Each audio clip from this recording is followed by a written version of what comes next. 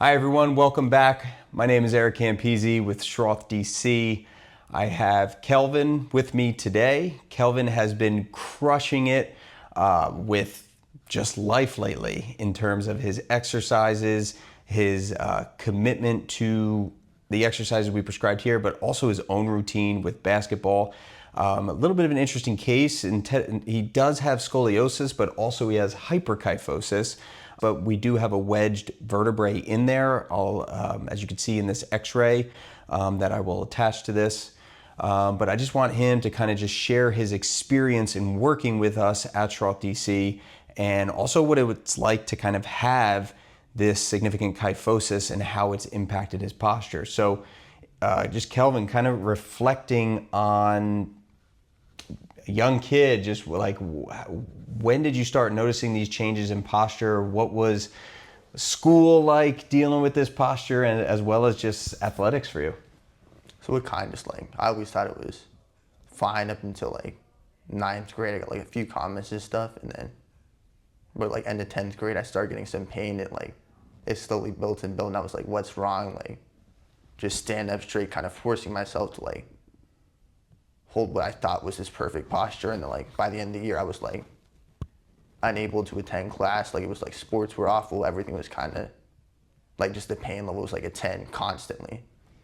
And I like looked up like Schroth therapy online. I'd been to like 5 different doctors, and then I started doing this. Kind of like the first thing was just holding more of a relaxed posture, kind of not like focusing on locking everything out, but like stacking like the ears over the shoulders, over the hips, just that, and went like instant like a 10 to a 5, and then just kind of like lowers the pain, and just like a balanced position. That was the biggest thing for me. And I see this a lot, not only for just our hyperkyphosis patients, but our scoliosis patients, is it's this feeling or this cue that you need to be up, almost like this military type posture. And our muscles are not designed to do that for long times. These big global muscles, they'll fatigue out, and you typically end up with a fatigue type pain, and that gets fed into a behavior. And I think that's what Kelvin was actually dealing with, was just, he was just working way too hard throughout his day, throughout his week. But we've also addressed some of your other ailments, your shoulder pain, we're looking at stuff like overhead press, your deadlift form and squats. So when you're kind of reflecting on your workout routine before you came and saw me versus your routine now from a strength or weightlifting perspective, has anything changed for you? Yeah, for sure. I was going like 6 days a week, heavy, like high volume, high weight, just like pushing it every single day. And like the rest, it wasn't true rest and just a bunch of cardio, and like it was kind of, I guess, breaking down my body and learning like how to hold a brace, drop the reps, kind of like, you can still go heavy, but don't like go to the point where like your body kind of like collapses on you, and like incorporating more rest days, and like that's like significantly decreased the pain and actually like built up more muscle so that I can actually like hold the exercises better. Cool. And then just in terms of, how has your thoughts regarding your posture and your alignment changed? Like, have you noticed that, like, do you think about your posture and your alignment differently when you're lifting than what you did before? Yeah, I used to like kind of arch through the movements. Like even for squat, I would like arch and get like the lower back compression kind of. For the deadlifts, I would almost like bring the shoulder blades back, but just kind of like focusing more on keeping the ribs kind of down and like keeping everything kind of in a straight line instead of like bent backwards. That helps a lot. Perfect. Yeah. So he was, again, just a lot of, not only was he trying to activate all this stuff in his sitting posture, but even under load lifting, a lot of it was all this hinging. And because we have a wedge vertebra in here, that became a fulcral point, as well as the lower part of the spine, TL junction, where that thoracic spine meets that lumbar spine. It's just so much work that he was putting into that one area. So I feel like he's just developed such a better body awareness to be able to distribute these forces throughout. In terms of your like behavior changes, postural changes, we've seen some of those.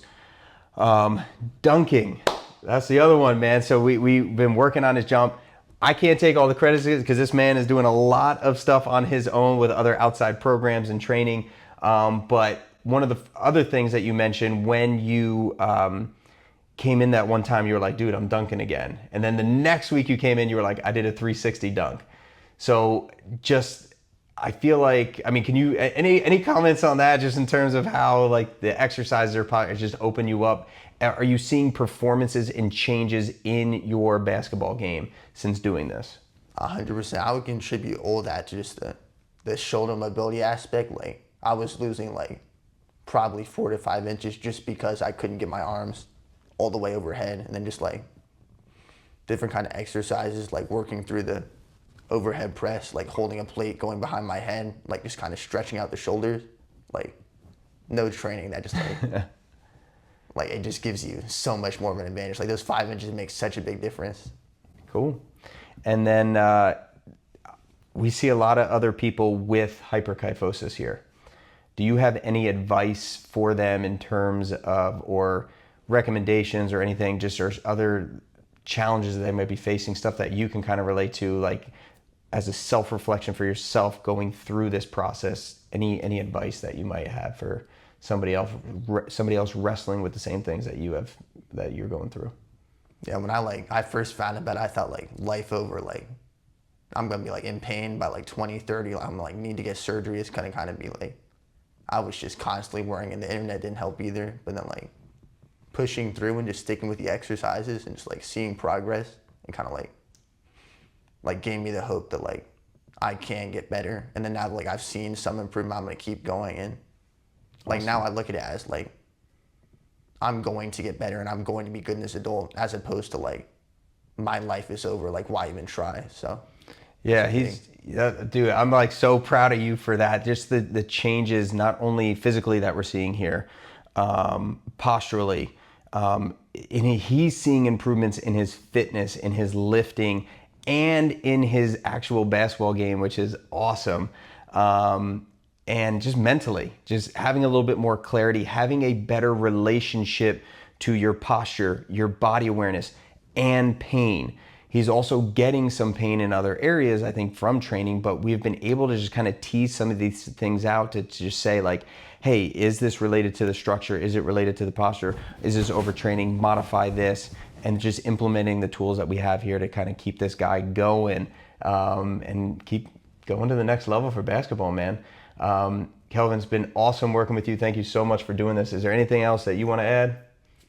I would say just when you start noticing the pain, be proactive. Like don't wait till it gets to the last second. Like I can't move. Like if you feel like a little twinge, like go for a walk. Like kind of stretch back in the chair, like twist side. Just do something to kind of like proactively address the pain. Yeah.